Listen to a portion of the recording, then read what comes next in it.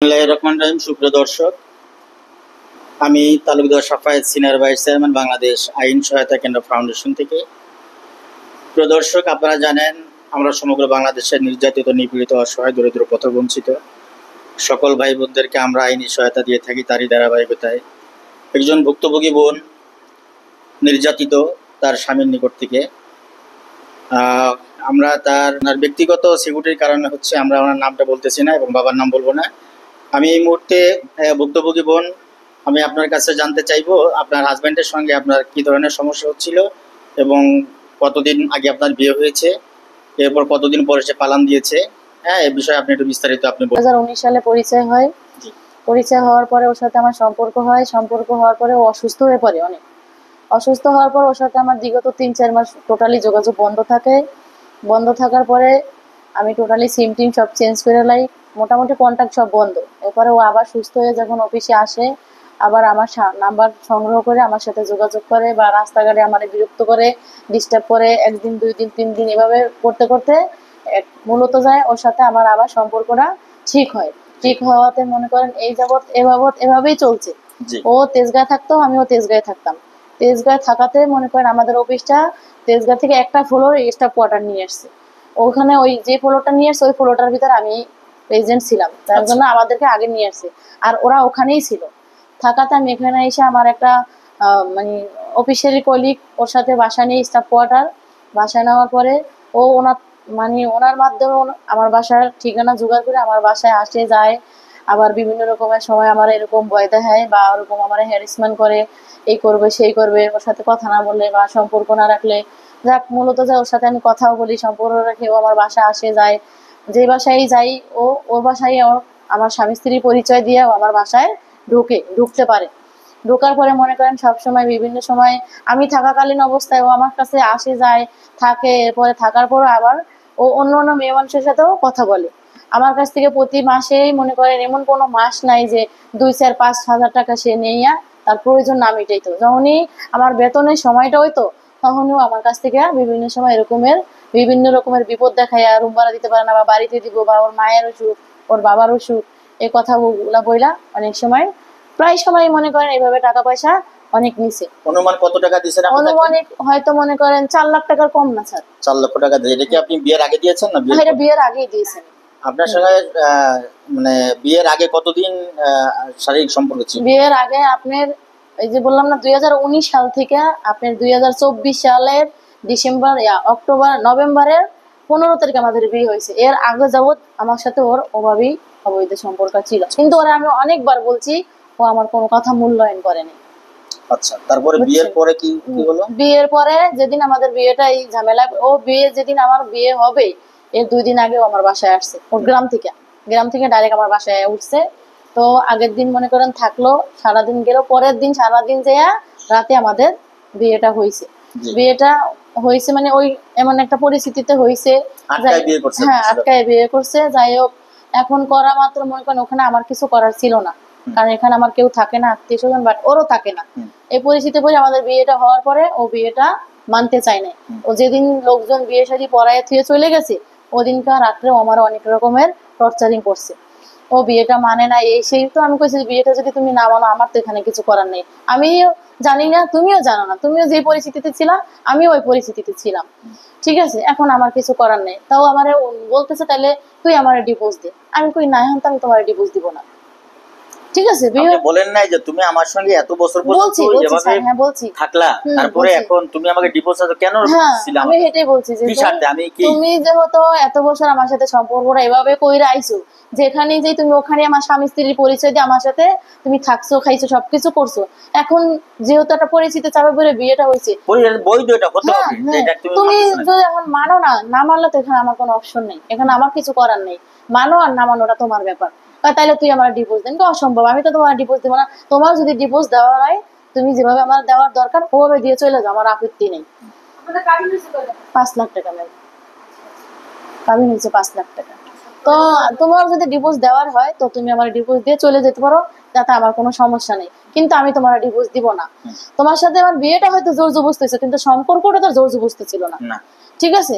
এখন তুমি এত আমি সম্পর্কটা তো জোর জবরদস্তি ছিল না, বাট আগে পিছে যে প্রমাণ আছে, আমি যে যে বাসায় ভাড়া নিচ্ছি তোমার নিয়া, বা স্বামী স্ত্রী হিসেবে রয়েছি, বা যে মানুষগুলো তোমার আমার চিনে ওইভাবে, বা তোমার সাথে আমার কাছে যে ফটোগুলো আছে ছবিগুলো আছে, এগুলো তোর মিথ্যা না। বিয়েটা হয়তো জোর জবরদস্তি হইতেই পারে, ঠিক আছে, এগুলো তোর মিথ্যা না। আমি এই সমস্ত মানি না। তুই জানাস আমি তোর জীবনে বাড়ি ঘরে নিতে পারবো না, তো তুমি নিতে পারবে না, আমার সাথে সম্পর্কটা কেন করলা? ঠিক আছে, কিন্তু তুমি যদি আমার জীবনে না আসতা, বা বিভিন্ন সময় এরকম আমার এরকমের মানে ঝাই ঝামেলা, তুমি তো আমার জীবনে এসে সবকিছু আমার ওলট পালট করে দিছো। ও যখন আমার জীবনে আসছে, ওর সাথে আমার এই কোথায়? আমার বাবার বাড়ি হয়েছে বরিশাল স্যার। কোন থানা? ভানুরিপাড়া থানা। বানারীপাড়া? হ্যাঁ, রাজ্জাকপুর গ্রাম।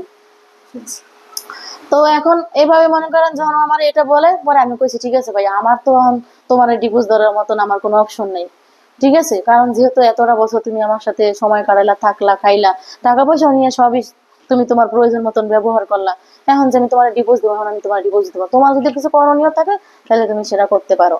যখন এই কথা বলছি তখন ও বাবার বলে না তুই আমার ডিভোর্স দে। আমি কইছি না, আমি তোমার কোনো ডিভোর্স দেবো না। এই বাবদই কথা এখানে শেষ। 3-4 দিন ও মানে ও এইভাবে আমার সাথে তর্কাতর্কি করছে ফোনে, এমনি সরাসরি না, ফোনে বলছে। পরে আমি আর ওর সাথে কথাবার্তা বলি না, ওর নাম্বার টাম্বার সবটাই আমি ব্লক মেরে দিছি, যেহেতু কথাবার্তার সাইজ ভালো না।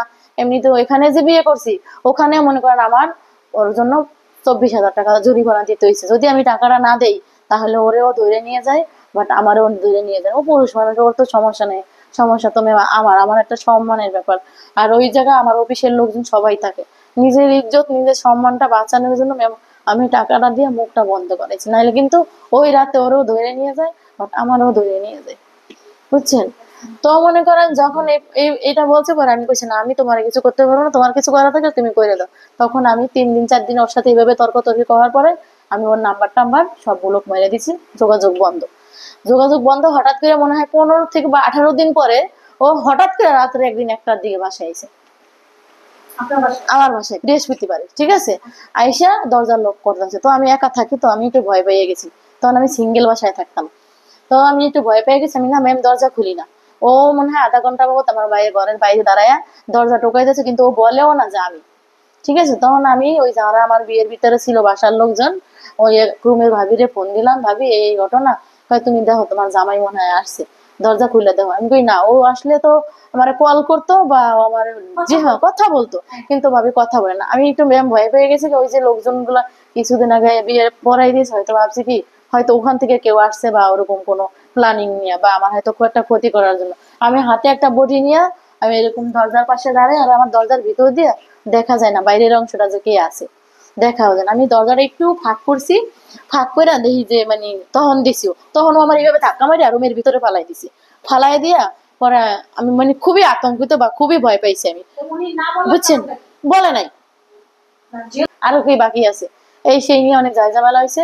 তখন ও আবার কোথাও যাক যা হওয়ার হয়ে গেছে, যেভাবে আছি থাক, পরে পরিবেশ বুঝে সবকিছু ঠিক করব, ঠিক আছে, এখন এভাবে আছি, থাকতে থাক।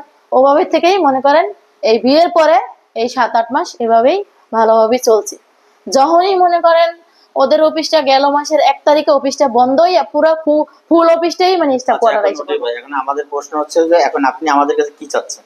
আমি এটার একটা বিচার চাই স্যার। ও আমার সাথে যে এত বড় প্রতারণাটা করছে, ওর যদি চলে যাওয়ার তো আগেই চলে যেত। যখন আমি ওরে আমার মানুষজনের না মায়ের দোর খাওয়াইছি, তখন একটা স্কুপ ছিল ম্যাম, যে তুই আমার লোকজনের না মায়ের খাওয়াইছিস, হ্যাঁ চলে গেছি। কিন্তু তখনও ও যায় নাই ম্যাম, কিন্তু এখন বিয়ে পর্যন্ত পৌঁছে আমার সর্বস্ব শেষ করে দিয়া, ওর জন্য আমি আমার কোনো ফ্যামিলির কাছে আমি যাইতে পারি না। আমার নিজের মায়ের সাথে আমার কথা বলা বন্ধ, ভাই বোন তো দূরের কথা, বুঝছেন? তো এখন ও আমার এইভাবে আমার জীবনটা ধ্বংস করে, আমার টাকা পয়সা খাইয়া আমার এইভাবে বিপদের মুখে ফালাইতে, আমার রাস্তা মাঝপথে ফালাইতে, এটা বিয়ের দিয়ে যাওয়া বিয়ের উচিত পরে হয়েছে? কতদিন ছিলেন একসঙ্গে? এই যে 7-8 মাস। 7-8 মাস? হ্যাঁ, এই 7-8 মাসের ভিতরে দীর্ঘই। 24 নভেম্বরে বিয়ে 15 তারিখে। আর আজকে 25 হচ্ছে আপনার প্রায় 1 বছর হয়েই যেতেছে। নভেম্বর তো বিয়ে প্রায় 1 বছর হয়ে আসছে, তাই না? হ্যাঁ, এর সামনে এর আজকে মতো আগস্ট ভালো ভালাই মতো সংসার কাটাইছেন কতদিন হয়েছে?